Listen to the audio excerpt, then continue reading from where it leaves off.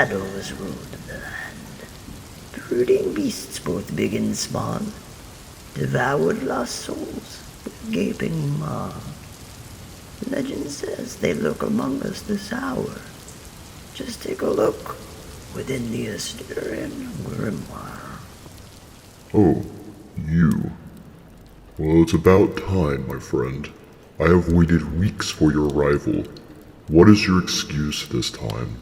Your humble abode is a very big place. I simply got lost. You got lost. A spirit got lost. Can't you feel my essence and come to me that way? Yes, technically I can do that, but I forgot how to do it. You see, I am a very old ghost. Yeah, that's what I thought.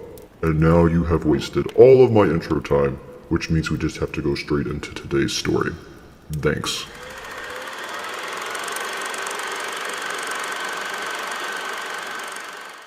My story begins when I was in the 9th grade, 14 years old. I had been getting into gothic culture pretty hardcore, listening to hardcore heavy metal, dressing in black and wearing pentagrams, daggers, etc. A girl in one of my classes, let's call her Emmy, had started picking on me. A group of metalheads at the school started noticing and took me under their wings, combating Emmy. In their group, they also listened to heavy metal, but a much harder, darker, and more brutal variation. My friend Alex brought me a King Diamond album, and I immediately fell in love with it. Alex started giving me King Diamond merch as well as we grew closer. T-shirts, stickers, pins, and he even bought me tickets to a concert. We went, and it literally overwhelmed me. Back in the 80s, there weren't restrictions like there are today. What I did not know was that King Diamond was a heavy occultist. At the concert, they killed a live goat and sacrificed it right on stage. We went home, and I had this weird feeling like I wasn't alone. That same weekend, I started to notice that my drive to leave the house was very fierce, especially at 2 a.m. to 3 a.m. I was leaving the house and just walking in the darkness of the neighborhood. My parents caught me leaving at all hours of the night, so I started plotting out strategies on how I would avoid them at different hours. I continued sneaking out alone, and Alex would meet me sometimes. This went on for months, but most of the drive to Wonder was a spur-of-the-moment thing. Alex and I met in the middle of the night once, and we walked far away from the city and way up to the mountains, which was a very long walk. What was weird about this was that I instinctively knew where I was going and what my surroundings would look like as we traveled. We eventually arrived at a place called Breathing Rock. It's desolate, but very hidden in the woods. It was pitch black when we had arrived. Alex then told me to sit down with him, to close my eyes, and to not ask any questions, and to not make any noises. I heard him talking in weird voices. Then, I felt the rock beneath us start moving. The more intense his chant was, the more movement the rock made. When he was done, the rock stopped moving. He grabbed my hand, and we left. I asked him what the chanting was and what he was doing. I also mentioned how terrified I had been, as the rock kept moving, but I found myself unable to move. He told me that the place we had visited was called Breathing Rock, because that's where teenagers would go to kill themselves. I didn't understand exactly what he meant by that. He then explained that he had brought me there so that he could invoke the spirit to protect me from killing myself because of Emmy. That same night, when we parted ways, and I had started my walk home alone, I started feeling like there was a presence somewhere close to me, and it wasn't a good feeling whatsoever. I could hear something breathing close by too, but I could not see anyone or anything nearby. The next day I went to the library. I checked out 3 books on devil worship, satanic rituals, and black magic, so that I could better understand what was happening to me. I started reading them later that evening, hearing the breathing in my right ear literally non-stop while I did so. It became louder and louder until eventually I was forced to take a break.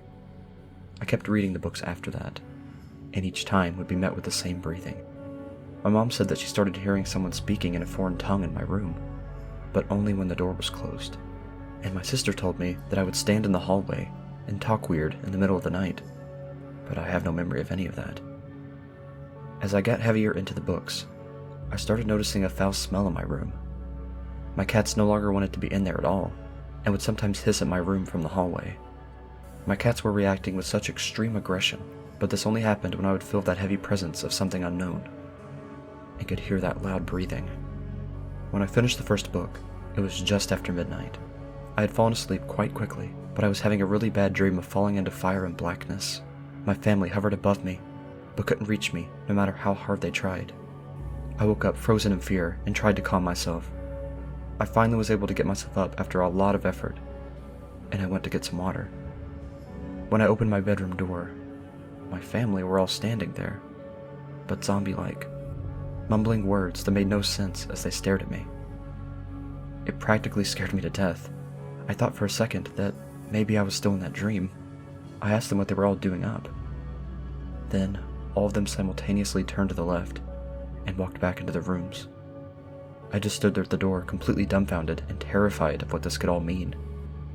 Suddenly, right at that moment, I knew that I wasn't alone in my room anymore. I can't really describe the feeling, but it absolutely chilled me to the bone.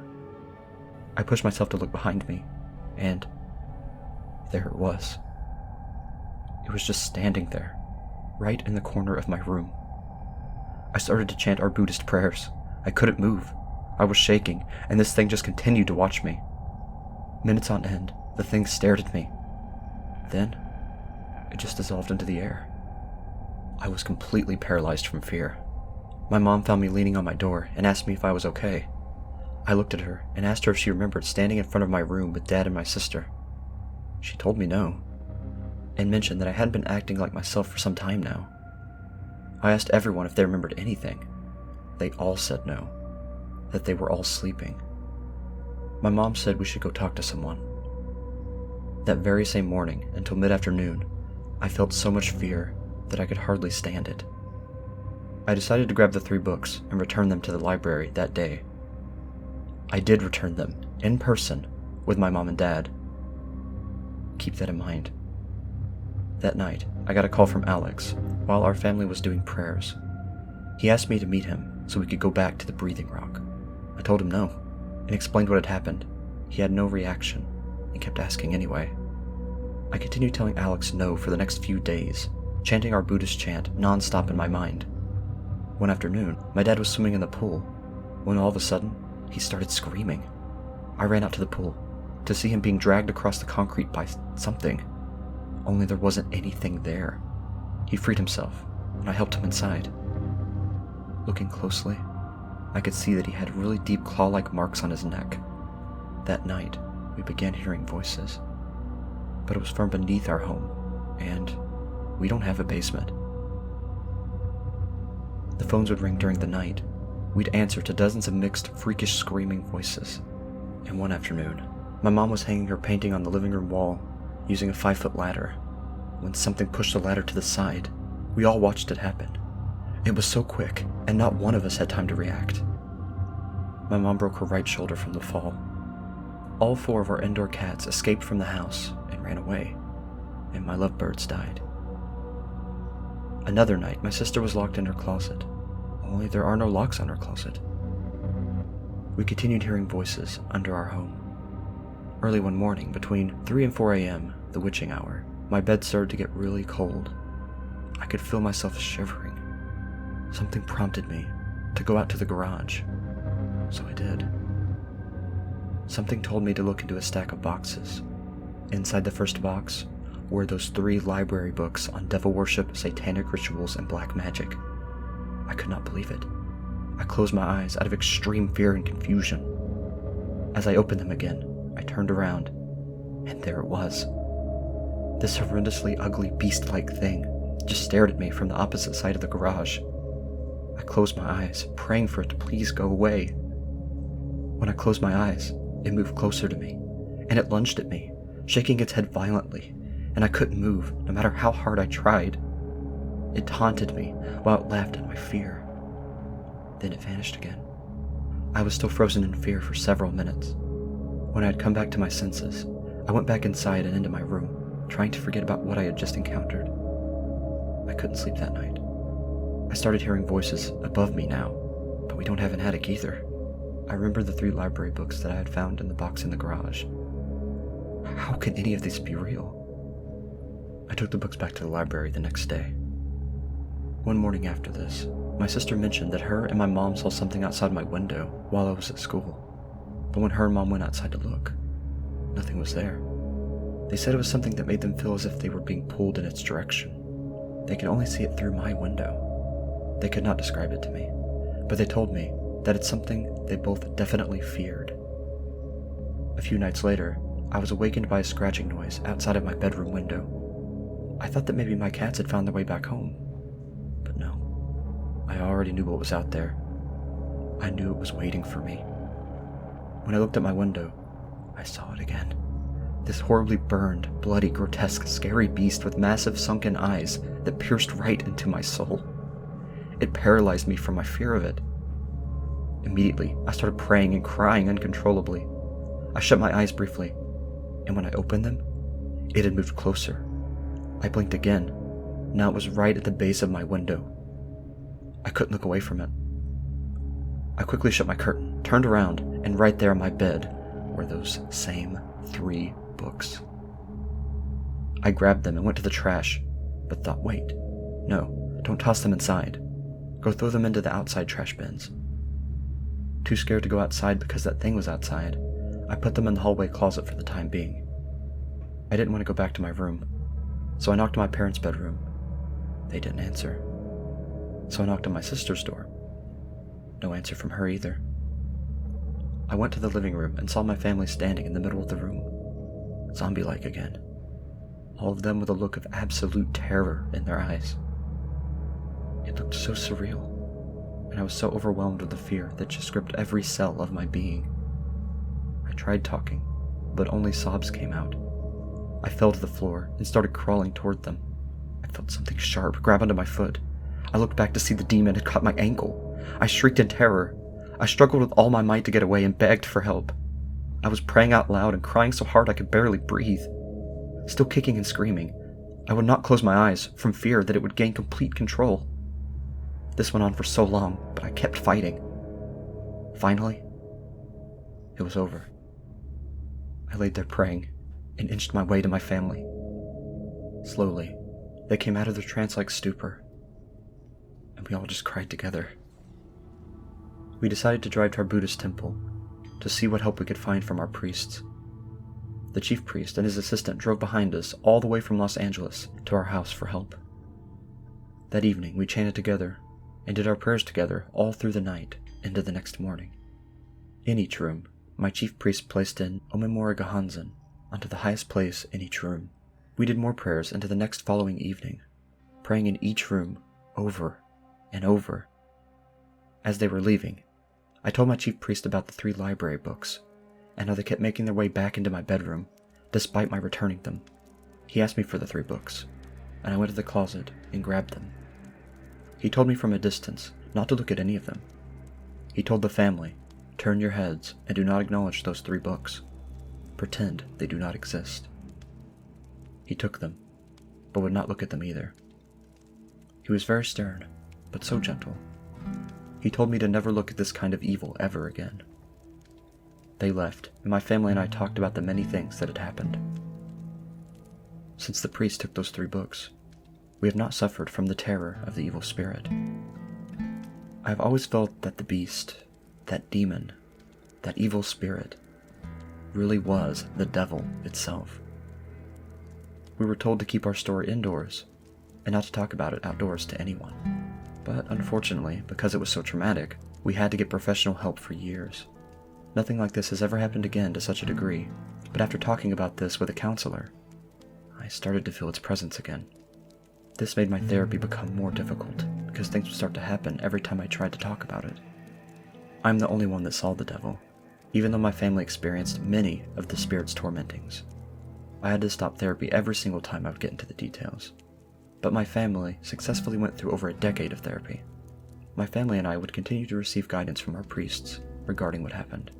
My chief priest suggested writing about it, but told me that I should leave it at that. That was nearly 40 years ago. I continued to see this devil during my 30s, but it couldn't take me. It tried to, and it terrorized my family, but we held together. I see it in my nightmares still, but I am no longer within its reach.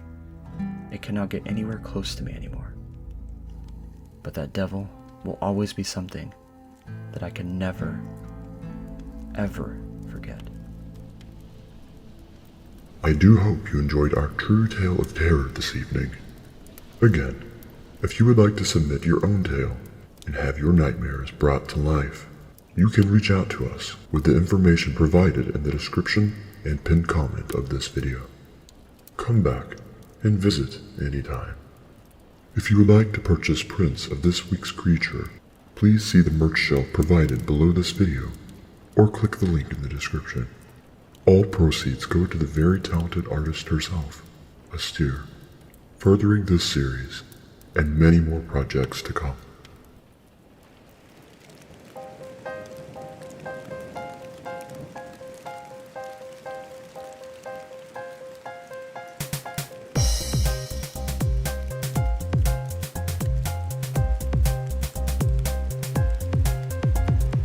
If you like this week's monster, don't forget to buy our limited edition prints and merch.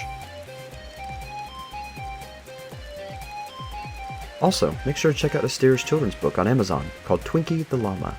This book is beautifully illustrated and teaches some very important life lessons. Also, make sure to check out Austere's Buy Me a Coffee page to further support. You can do this directly at buymeacoffee.com/Austere. Hey, thanks so much for watching. Now I'd like to take this opportunity to thank my patrons and channel members. Thanks to you, I'm able to do what I love. CNK114, Investigator Zeus, Dobby's Music, Jera Mullins, Free Spirit Katie, MC Darfer, Vexus, Agnieszka, Granny Monster, Nightmare Luna, and Archer. Really, thank you so much for everything you do. It means the world to me.